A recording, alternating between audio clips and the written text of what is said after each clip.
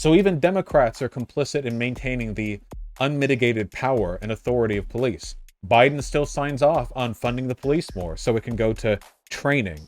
But it's a fundamentally broken institution. You can train cops as much as you want. A lot of cops get into their profession because they want to crack black skulls against curbsides. There's no amount of training that's going to fix that. You can't sensitivity training your way out of people who are basically explicit white supremacists. You can't de-escalation training your way out of people who join the cops because they wanted to beat up people of color.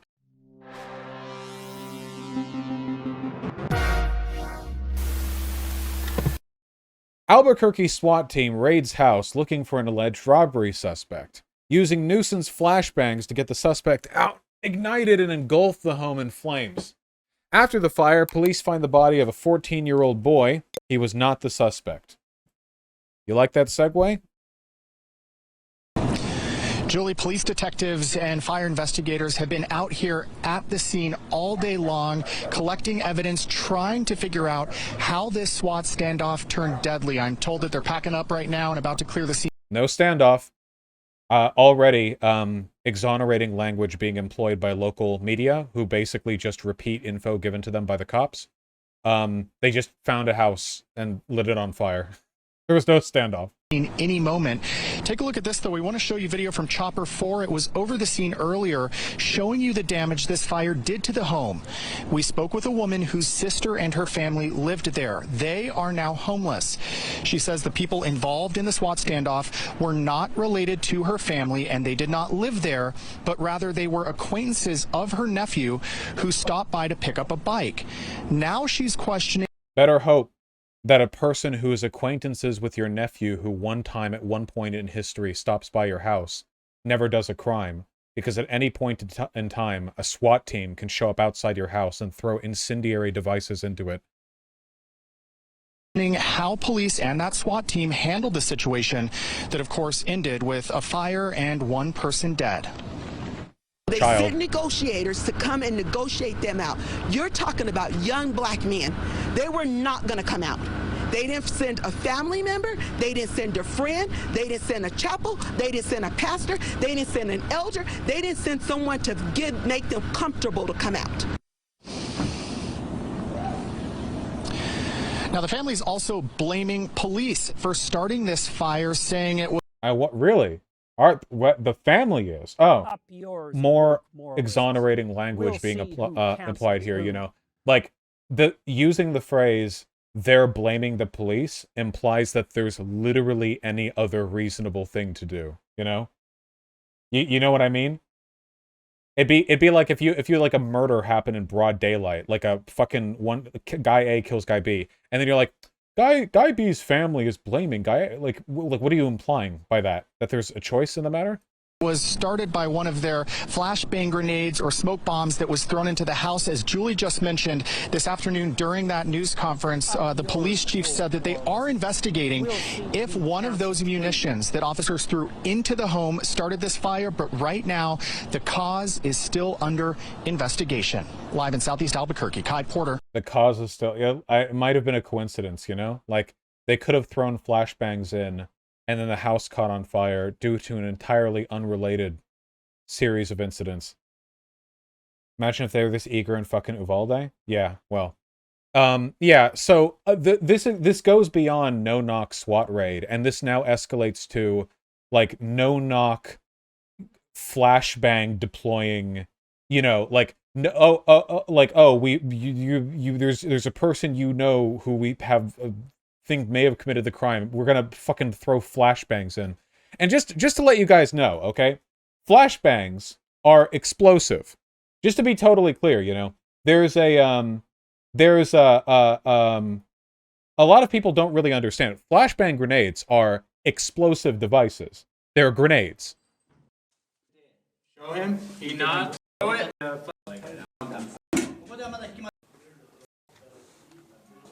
Sir! We heard a chance that your nephew's friend might have... And then it goes off. You hear the noise?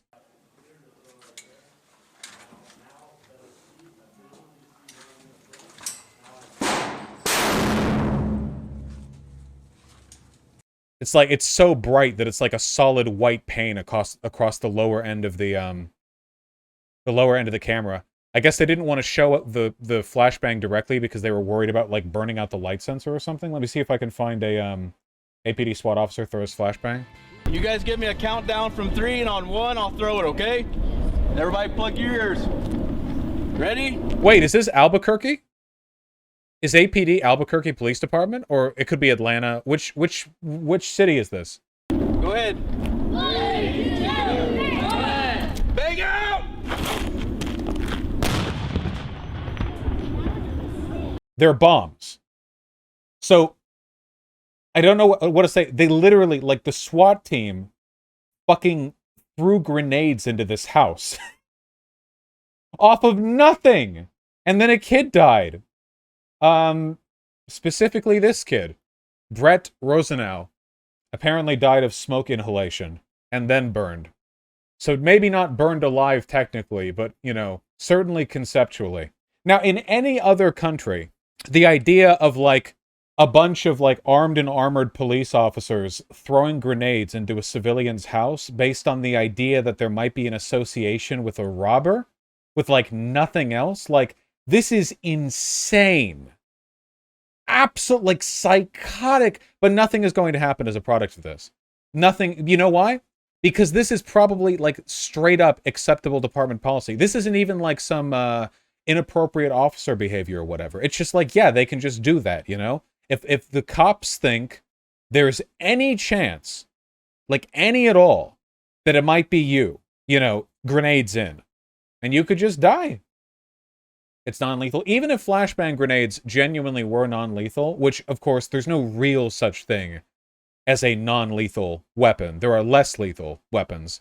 I still think it is highly unacceptable to just throw these into house for funsies.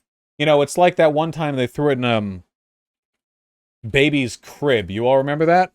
Wow, that's a photo of the baby after. Cool. Not showing that. Ex-Georgia deputy acquitted after flashbang grenade hurts toddler. Toddler critically injured following drug raid. Late no-knock warrant. Flashbang thrown inside, which landed in the child's crib.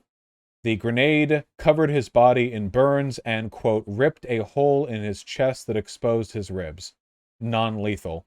In July of this year, a federal grand jury indicted the undercover Habersham County deputy who secured the no-knock warrant, alleging she provided false information to gain entry to the home where the phone savants were staying. Or to put it another way, a cop lied to get a judge to provide a no-knock warrant because they do that shit constantly. Because there's, like, basically no consequences to doing so. And they opened up a hole in the chest cavity of a baby in a crib. How's the officer was acquitted? Former justice was acquitted lying. Well, and they were acquitted for this. It's like, yeah, like, acquitted. Like, yeah, you can lie. I can't show the article. Why is there no oversight?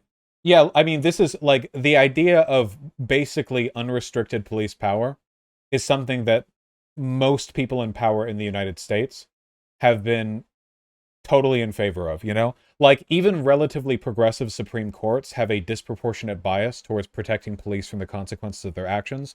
The 5-4 podcast, which talks about Supreme Court rulings, talks about this at length.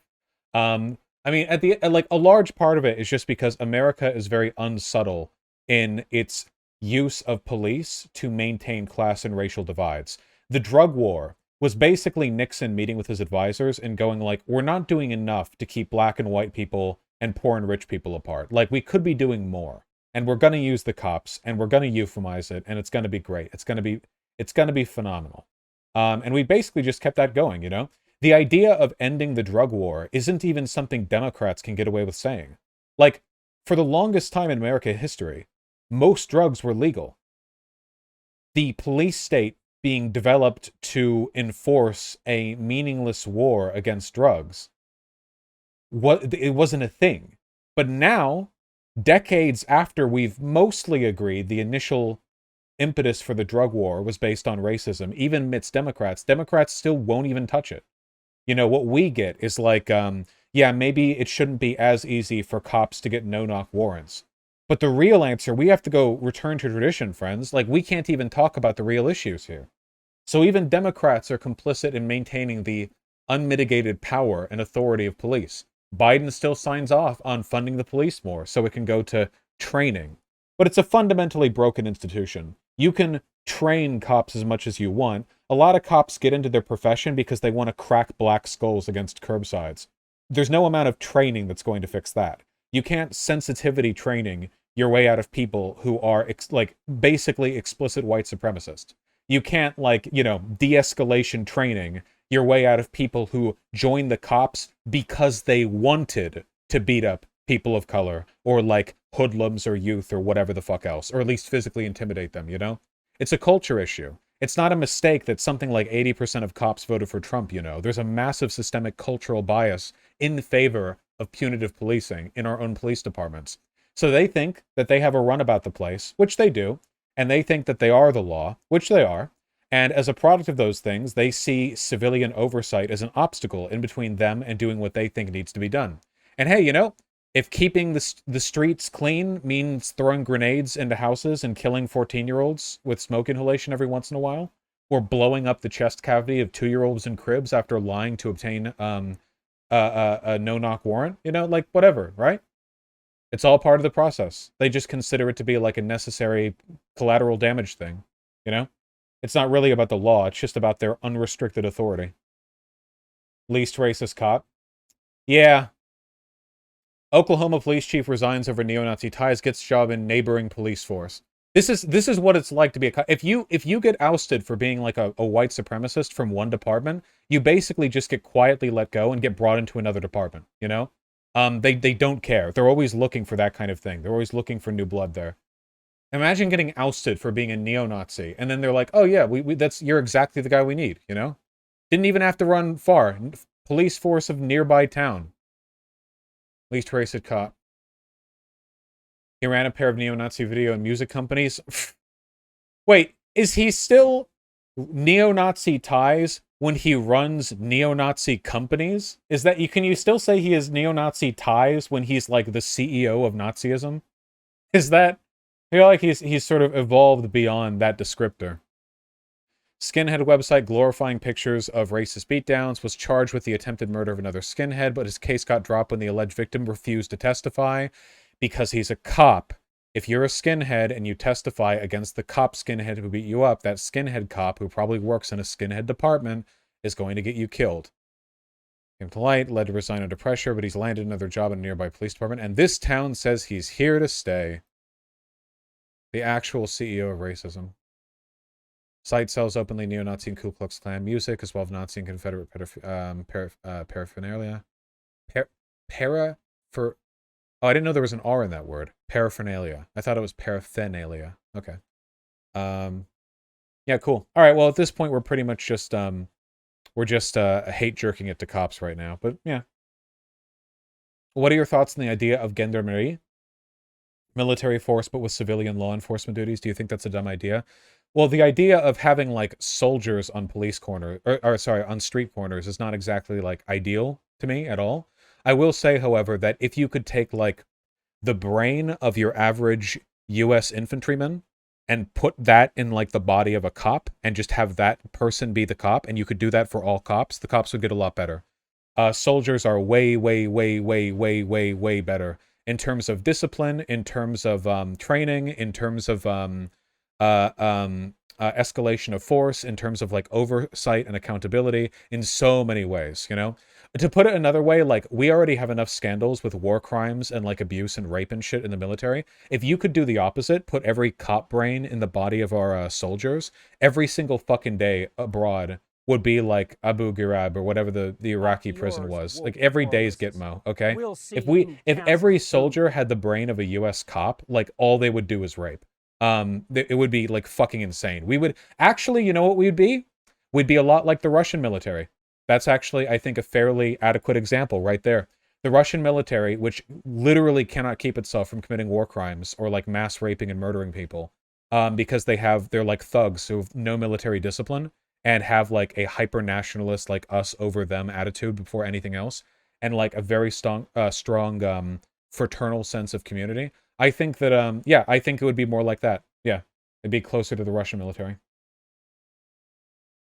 But Vaush, police departments recruit heavily from military. What kind of veterans do you think want to go into cop work after they're done?